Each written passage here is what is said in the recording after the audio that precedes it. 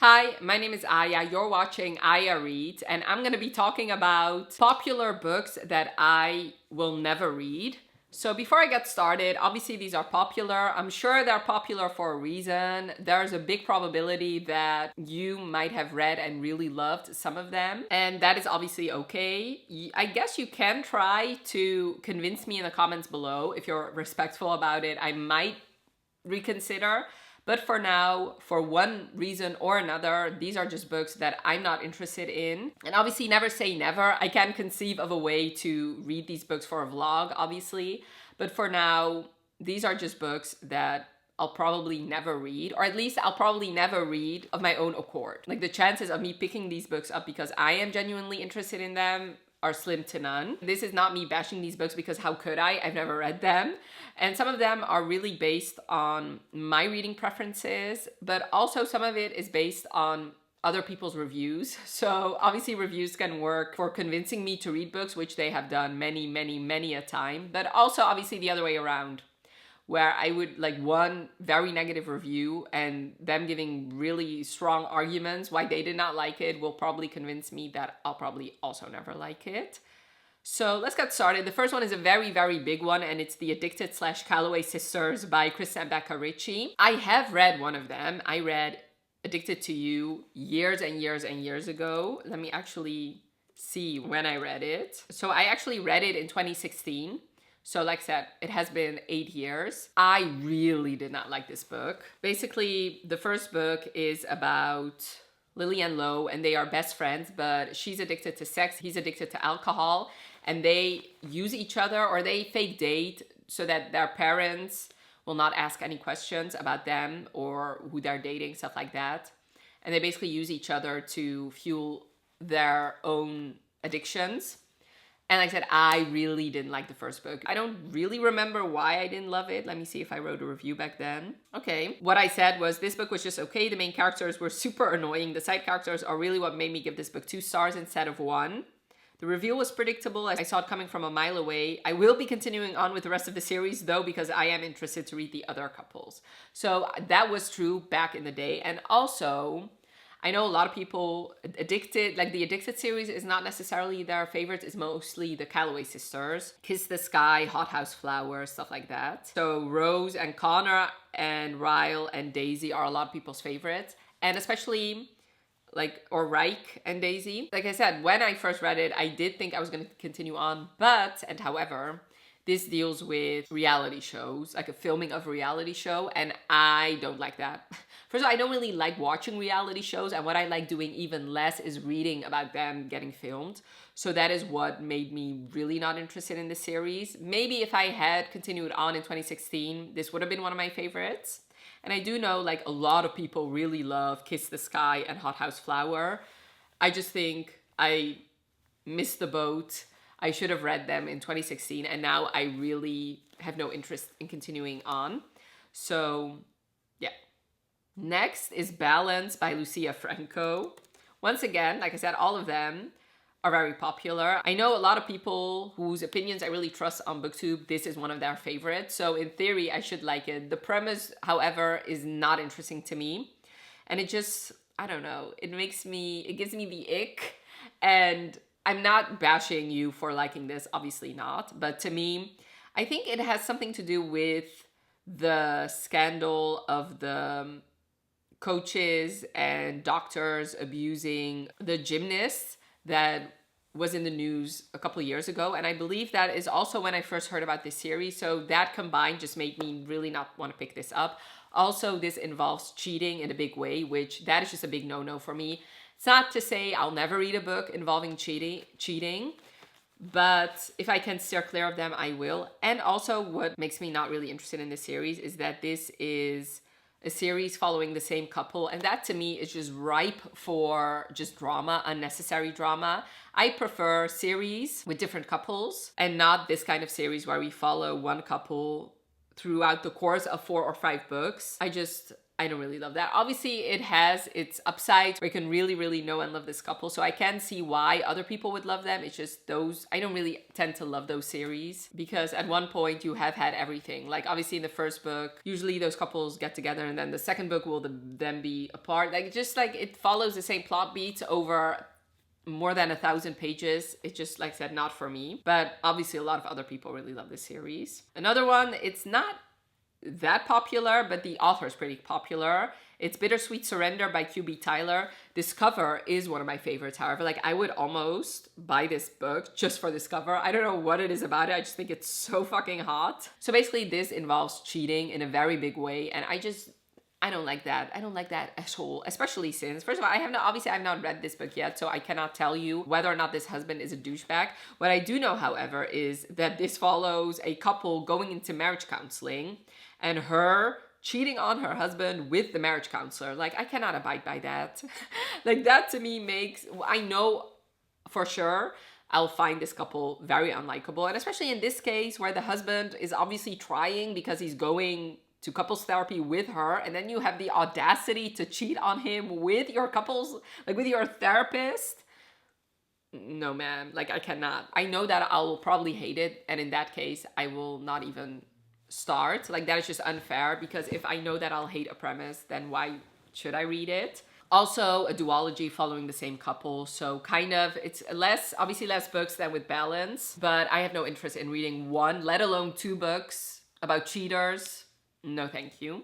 Next is Magnolia Parks by Jessa Hastings. So what's funny about this book is that this was already on my list for books I was not interested in, because this followed, once again, a book following cheating. Second of all, it's about these socialites in London that I have no interest in reading about. Also, even the glowing reviews I heard about this book described how the main character would describe in detail everybody's wardrobes and all the brand names they were wearing. That just would have annoyed me to no end. Like, I knew when people started talking about it, even the glowing reviews made me not really interested in this book, because once again, it's just not for me.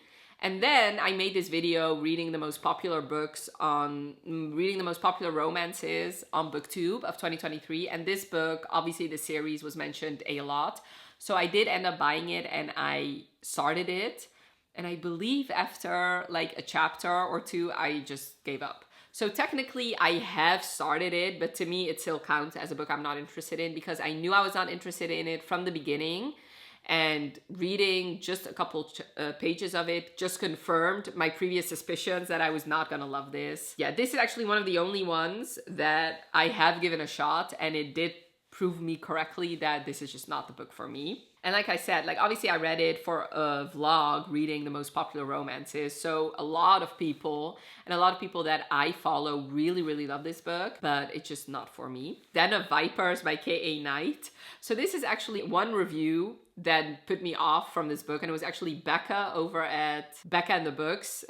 Her review, like, I don't know, she read it for a vlog, I guess, and I watched her review, and immediately after that, I removed it from my recommendations list. I just don't think this is a book for me. First of all, why choose romances? I do read them.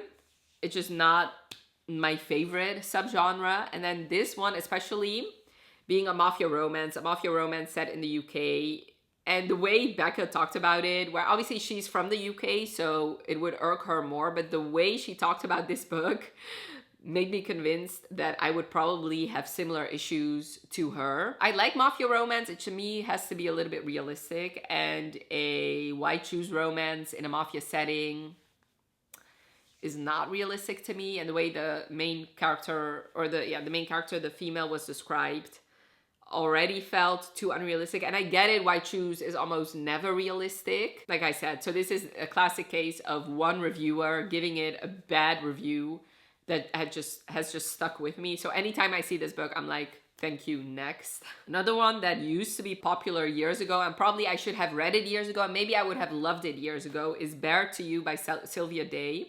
So this is one of those books that came out around 50 Shades of Grey. So a BDSM romance, a billionaire romance, once again a series with multiple books following the same couple, all negative buzzwords for me. I don't really like billionaire romances. Like I said, I don't like books following the same couple. I honestly think that if I read it now, it will also feel aged. It would definitely feel like I was reading a book that was written in 2012, which I think is when this book came out. And once again, like, this is obviously a very popular book series. Almost 500,000 people have rated it on Goodreads. And I know way more than that have read it that don't use Goodreads. So I just think, once again, I just missed the boat. Spoiler alert by Olivia Dade. So this book I went back and forth on. Would I ever read it or would I not?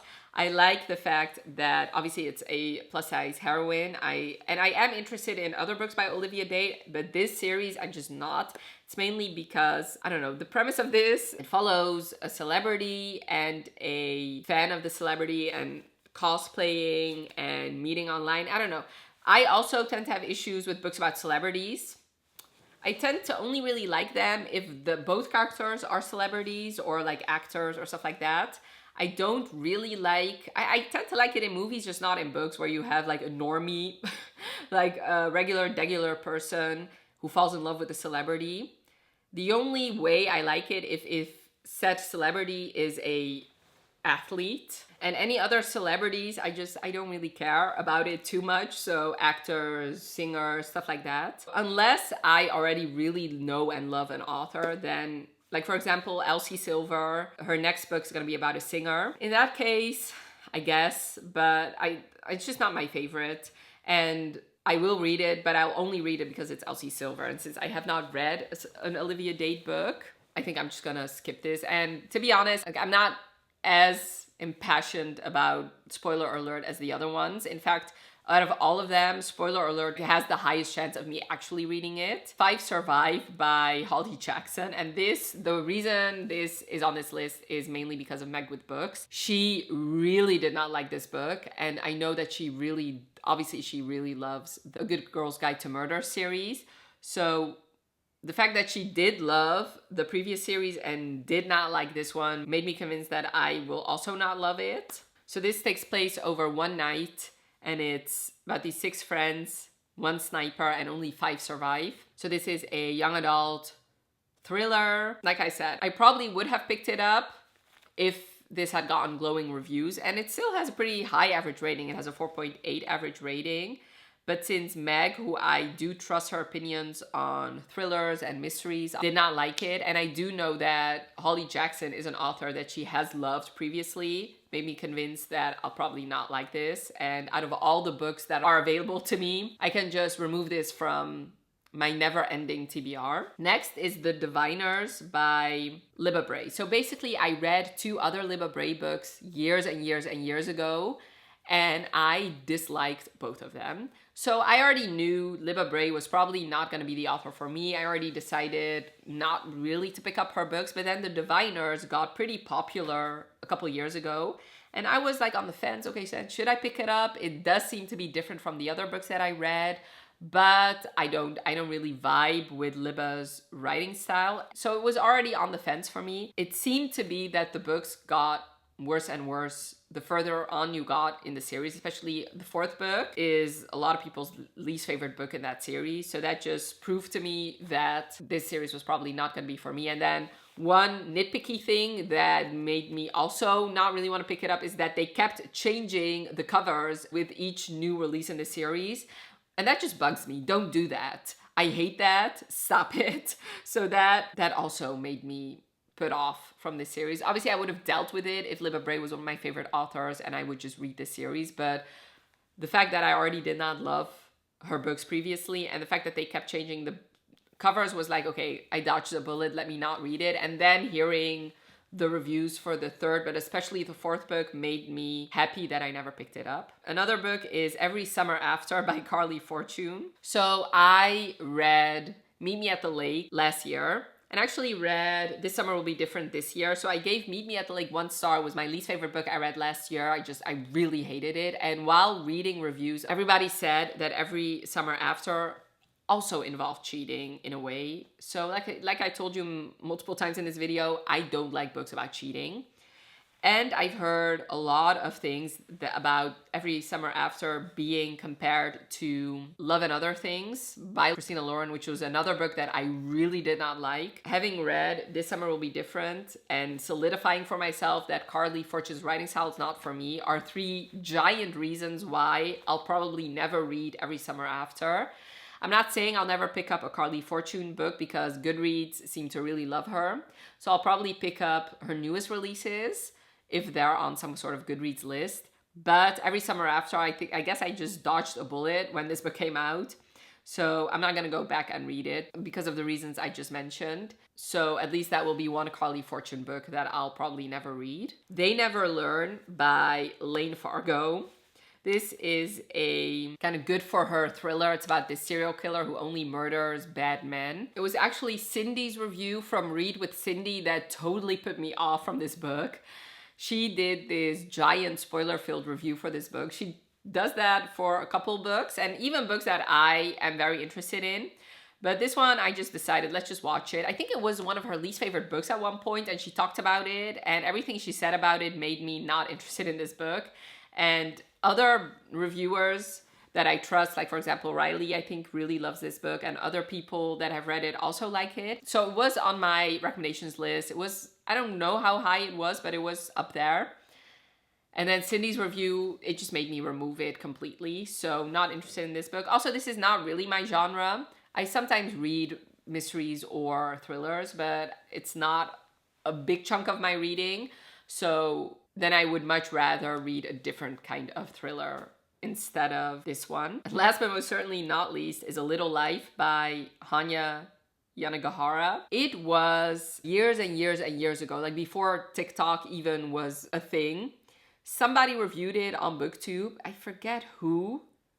Let me see if I can find them. I do remember who. Oh yeah, Mercy's Bookish Musings. I was looking up her video where she reviewed this book, but I could not find it. It was probably in a wrap-up, but who knows which wrap-up. But like I said, it was years and years and years ago, and she eviscerated this book. She was not a fan at all. It was she compared it to being torture porn. It is a very long book, and it's very, very sad, and it seems that this character could not get a break, and I tend to not really like those books. Like, I like a little bit of balance in my books, especially if it's a sad book. I just don't like it when sad things keep happening over and over and over and over again to a point of being unrealistic. And the way she described it just put me off from this book forever. And like I said, it didn't matter how many positive and glowing reviews this book got. I never really was interested in it. Probably never gonna pick it up. It's very long too, so if it's a sad book, then at least have it be 300 pages. Like, I don't want to read 800 pages full of sadness. So, yeah.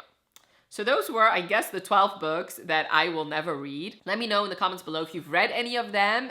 And if you want to give me reasons why I should read them, let me know. But also, if you've read them and think I should steer clear of them, let me know as well. And I would also really love to know what are some books that you will probably never read. And I would love to know the reasons why. Leave all your thoughts in the comments below. Also, before I go, a part of me is interested in doing a vlog reading a couple of them. So let me know in the comments below, which one of these do you really want me to read? And then I might do it, but I might also not. But leave your thoughts in the comments, and I really hope you enjoyed this video. Definitely let me know by leaving a like if you did, and thank you so much for watching. Have a wonderful rest of your day, and I'll talk to you later. Bye.